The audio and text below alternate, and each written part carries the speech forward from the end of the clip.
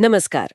आज हम एक ऐसी प्रक्रिया की गहराइयों में उतर रहे हैं जो सच कहूं तो इस दुनिया को चलाती है, प्रकाश संश्लेषण। फोटोसिंथेसिस। हाँ, हमारे पास इस पर काफी दिलचस्प नोट्स और कुछ डायग्राम्स हैं जो ये बताते हैं कि कैसे पौधे सूरज की रोशनी को जिंदगी में बदल देते हैं। बिल्कुल। और ये कहानी सिर्फ पौधों की नहीं है, ये उस खाने की कहानी है जो हमारी प्लेट में है और उस हवा की जिसमें हम सांस लेते हैं। सही। एक तरह से ये हमारी अपनी कहानी है। हाँ, हम देखेंगे कि ये जो पूरी प्रक्रिया है ये कैसे, कहाँ और क्यों होती है, परत दर परत। तो चलिए शुरू करते हैं। सबसे पहले, ये है क्या, एकदम आसान शब्दों में? देखिए, आसान शब्दों में कहें तो पौधे सूरज की रोशनी, पानी और हवा से कार्बन डाइऑक्साइड लेते हैं। और अपने लिए खाना बनाते हैं। बिल्कुल। और इसी प्रक्रिया का एक बाय प्रोडक्ट है ऑक्सीजन। इसका जो मशहूर केमिकल समीकरण है 6CO2 प्लस 12H2O, इससे बनता है ग्लूकोज यानी C6H12O6 और साथ में पानी और ऑक्सीजन। सही। मतलब कार्बन डाइऑक्साइड और पानी रोशनी की ऊर्जा से मिलकर चीनी यानी पौधे का भोजन और हमारे काम की ऑक्सीजन बनाते हैं। पृथ्वी पर लगभग सारा भोजन यहीं से शुरू होता है। अच्छा, पर ये सब हमें पता कैसे चला? मतलब ये तो एक जासूसी कहानी जैसा लगता है। इन नोट्स में कुछ पुराने एक्सपेरिमेंट्स का जिक्र है जो काफी मजेदार हैं। हाँ, इसकी शुरुआत हुई थी 1770 के दशक में जोसेफ प्रीस्टले के एक बहुत ही अनोखे प्रयोग से। उन्होंने वो बेल जार वाला एक्सपेरिमेंट किया था ना? हाँ, उन्होंने एक बेल जार के नीचे एक जलती हुई मोमबत्ती रखी जो थोड़ी देर में बुझ गई। फिर उन्होंने एक चूहा रखा। और बेचारे का भी दम घुट गया। हाँ, लेकिन फिर उन्होंने कुछ अलग किया। उन्होंने एक पौधा रखा। बिल्कुल। उसी बेल जार में एक पुदीने का पौधा रख दिया और कमाल ये हुआ कि मोमबत्ती भी जलती रही और चूहा भी जिंदा रहा। तो प्रीस्टले ने नतीजा निकाला कि पौधे हवा को उसे ठीक कर देते हैं जिसे जानवर या मोमबत्तियां खराब कर देते हैं। सही। वो असल में अनजाने में ऑक्सीजन के असर की खोज कर चुके थे। और फिर दूसरों ने इस कहानी को आगे बढ़ाया, जैसे जॉन इंजनहाउस ने। हाँ, उन्होंने दिखाया कि ये जो हवा को ठीक करने का काम है ये सिर्फ सूरज की रोशनी में होता है, अंधेरे में नहीं। अच्छा, तो यहीं से ये पहेली सुलझनी शुरू हुई कि ये पूरी प्रक्रिया प्रकाश पर आधारित है। बिल्कुल। तो ये सब होता कहाँ है? मतलब पौधे के किस हिस्से में ये पूरी फूड फैक्ट्री चलती है? ये फैक्ट्री चलती है पत्तों के अंदर। पत्तों में मेसोफिल नाम की कोशिकाएं होती हैं। Mesophyll cells. हाँ, और उन कोशिकाओं के भी अंदर एक खास जगह है, क्लोरोप्लास्ट। आप इसे एक छोटी हरी फैक्ट्री समझ सकते हैं। और मैं इन नोट्स में देख रही हूँ कि इस फैक्ट्री के भी दो अलग-अलग डिपार्टमेंट हैं। हाँ, काम का बंटवारा एकदम साफ है। पहला डिपार्टमेंट है ग्रेना। ये थाइलाकॉइड्स नाम की चपटी थैलियों के ढेर जैसा दिखता है। ढेर जैसा? हाँ, जैसे सिक्के के ऊपर एक रखे हो। ये फैक्ट्री के सोलर पैनल्स हैं। यहीं पर होती है प्रकाश अभिक्रिया यानी लाइट रिएक्शन। जहाँ सूरज की रोशनी को पकड़ा जाता है। पकड़ा जाता है और उससे केमिकल एनर्जी में बदला जाता है। ठीक है। और दूसरा डिपार्टमेंट? दूसरा है स्ट्रोमा। ये क्लोरोप्लास्ट के अंदर का वो जो खाली तरल हिस्सा है। अच्छा। ये फैक्ट्री का असेंबली लाइन एरिया है। यहाँ होती है डार्क रिएक्शन। पर इसका नाम डार्क क्यों है? क्या ये अंधेरे में होती है? नहीं नहीं, ये एक बहुत कॉमन कंफ्यूजन है।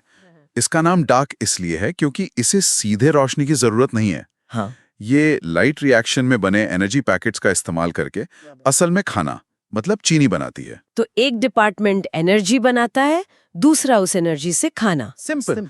पर ये सोलर पैनल्स मतलब ग्राना रोशनी को पकड़ते कैसे हैं? ये काम करते हैं कुछ खास मॉलिक्यूल्स जिन्हें हम पिगमेंट्स या वर्णक कहते हैं।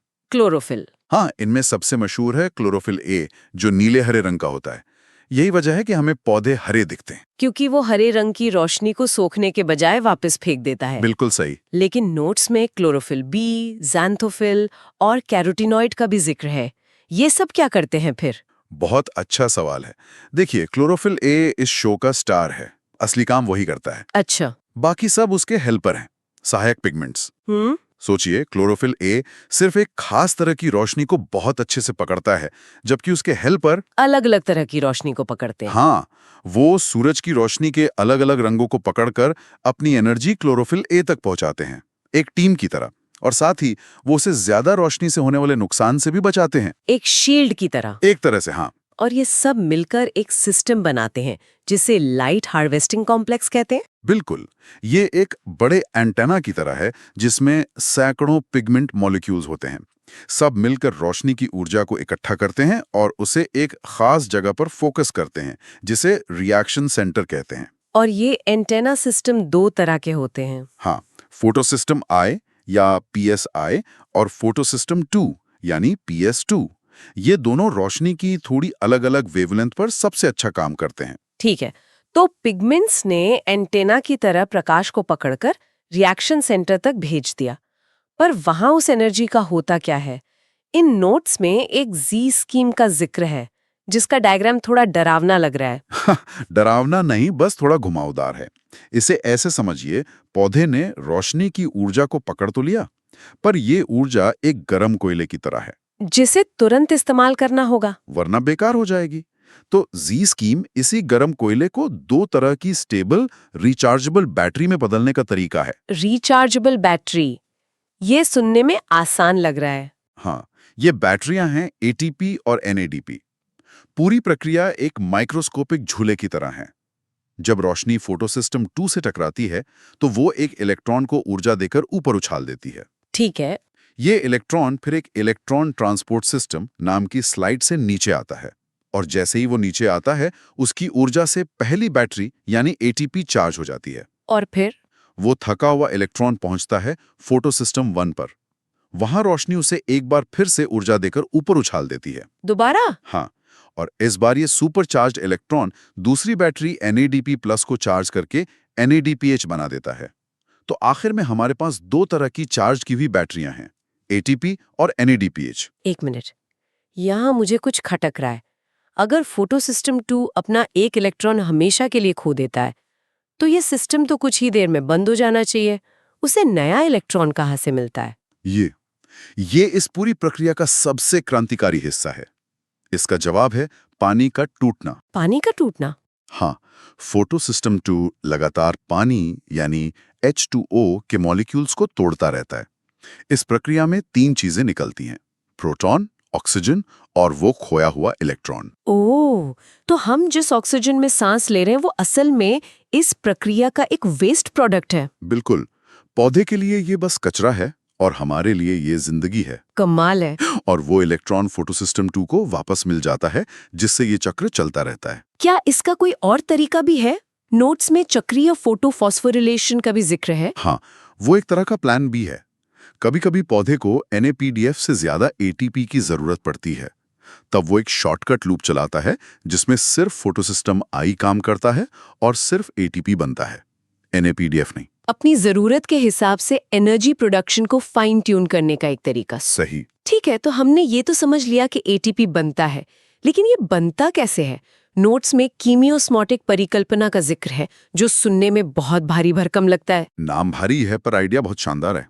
इसे ऐसे समझिए जैसे एक बांध के पीछे पानी जमा हो रहा हो। ठीक है। जब पानी टूटता है और इलेक्ट्रॉन अपनी यात्रा करते हैं, तो बहुत सारे प्रोटॉन, H+ आयन, वो थाइलाकॉइड नाम की थैली के अंदर जमा हो जाते हैं। तो थैली के अंदर प्रोटॉन बहुत ज्यादा और बाहर कम, एक प्रेशर बन गया, एक ग्रेडियंट। बिल्कुल। और इस थैली की दीवार में एक खास गेट या टरबाइन लगा है, जिसे ATP सिंथेज कहते हैं। अच्छा। जब ये प्रोटॉन इस टरबाइन से होकर तेजी से बाहर निकलते हैं, तो वो उसे घुमाते हैं और उसी घूमने की ऊर्जा से ADP और फॉस्फेट जुड़कर ATP बन जाता है। वाह, ये तो प्रकृति का अपना हाइड्रो इलेक्ट्रिक पावर प्लांट है, जो एक कोशिका के अंदर चल रहा है ना कमाल की बात? बहुत। ठीक है, तो अब तक हमने जो भी किया, रोशनी को पकड़ा, पानी को तोड़ा, इलेक्ट्रॉन को उछाला, वो सब तैयारी थी। हाँ, वो सब तैयारी थी। हमने दो तरह की एनर्जी करेंसी बना ली है, ATP और NADPH। अब असली काम शुरू होता है, इन एनर्जी के सिक्कों का इस्तेमाल करके खाना बनाना। सही पकड़ा। और ये कमाल होता है स्ट्रोमा में, एक चक्र में जिसे केल्विन चक्र कहते हैं। यहीं पर वो कार्बन एटम जो हवा में CO2 बनकर घूम रहा था, पहली बार किसी जैविक चीज का हिस्सा बनता है। इसके 3 मुख्य स्टेप्स बताए गए हैं। हाँ, इसे आसानी से समझते हैं। पहला स्टेप है कार्बोक्सिलेशन, मतलब CO2 को पकड़ना। कौन पकड़ता है? रूबिस्को नाम का एक बहुत जरूरी एंजाइम। वो हवा से CO2 को पकड़ता है और उसे एक 5 कार्बन वाले मॉलिक्यूल के साथ जोड़ देता है। ठीक है, CO2 फिक्स हो गया। अब अब दूसरा स्टेप, अपचयन या रिडक्शन। अब हमारी एनर्जी बैटरियों एटीपी और NADPH का इस्तेमाल होता है। उनकी ऊर्जा से CO2 से बने मॉलिक्यूल को बदलकर ग्लूकोज यानी चीनी बनाई जाती है। और तीसरा स्टेप? तीसरा स्टेप है पुनरुद्भवन यानी रीजनरेशन।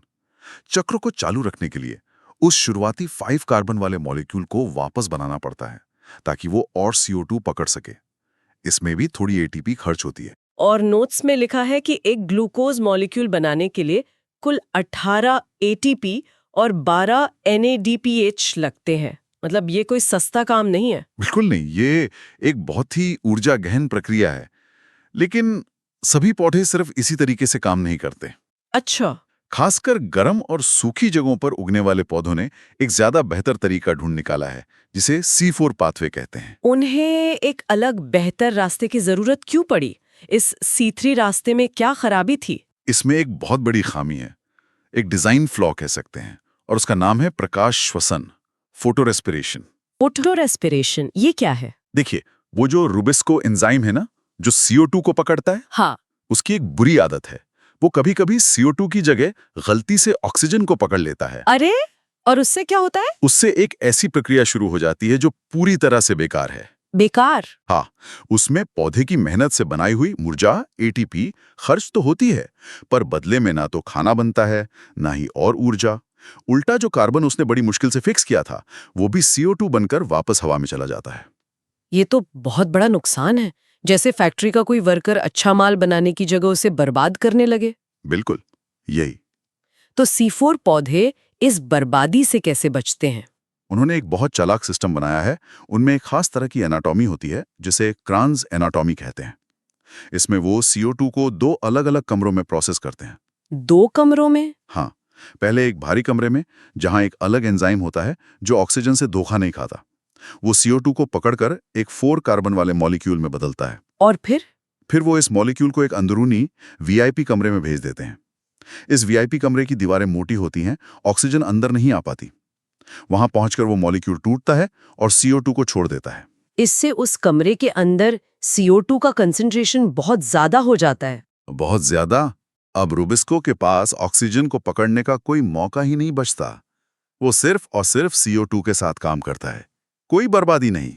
मतलब C4 पौधे रुबिस्को को एक ऐसा माहौल देते हैं जहां वो गलती कर ही ना सके। मक्का और गन्ना इसके उदाहरण है ना? बिल्कुल, इसीलिए ये पौधे गर्म और तेज रोशनी वाले माहौल में ज्यादा कामयाब होते हैं। आखिर में इन नोट्स में कुछ उन फैक्टर्स की बात की गई है जो इस पूरी प्रक्रिया की रफ्तार पर असर डालते हैं। हाँ, यहाँ ब्लैकमैन का लॉ ऑफ लिमिटिंग फैक्टर्स काम करता है। मतलब एक चेन उतनी ही मजबूत होती है जितनी उसकी सबसे कमजोर कड़ी। सही पकड़ा। अगर पौधे को भरपूर रोशनी और पानी मिल रहा हो, लेकिन हवा में CO2 कम है, तो प्रक्रिया CO2 की कमी की वजह से धीमी पड़ जाएगी। बिल्कुल। प्रकाश, CO2, तापमान और पानी, इनमें से जो भी जरूरत से कम होगा, वही पूरी प्रक्रिया की रफ्तार तय करेगा। तो इस पूरी बातचीत का निचोड़ क्या है?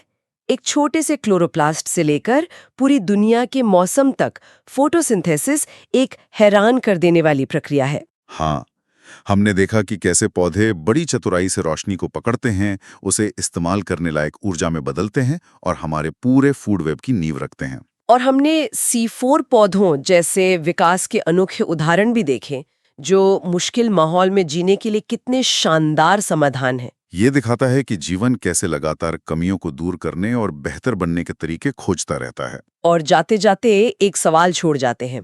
हमारी पूरी चर्चा में रुबिस्को की एक कमी सामने आई कि वो ऑक्सीजन से जुड़कर ऊर्जा बर्बाद करता है। आज वैज्ञानिक इस एंजाइम को जेनेटिक इंजीनियरिंग से बेहतर बनाने की कोशिश कर रहे हैं, या फिर चावल और गेहूं जैसी C3 फसलों में C4 वाला वो VIP रूम सिस्टम डालने पर रिसर्च कर रहे हैं। हाँ, ये बहुत ही एक्टिव रिसर्च का एरिया है। तो जरा सोचिए, अगर हम अपनी सबसे जरूरी फसलों में होने वाली इस बर्बादी को रोक पाएं और उनकी पैदावार को नाटकीय रूप से बढ़ा सकें, तो दुनिया की खाद्य आपूर्ति का भविष्य कैसा दिख सकता है?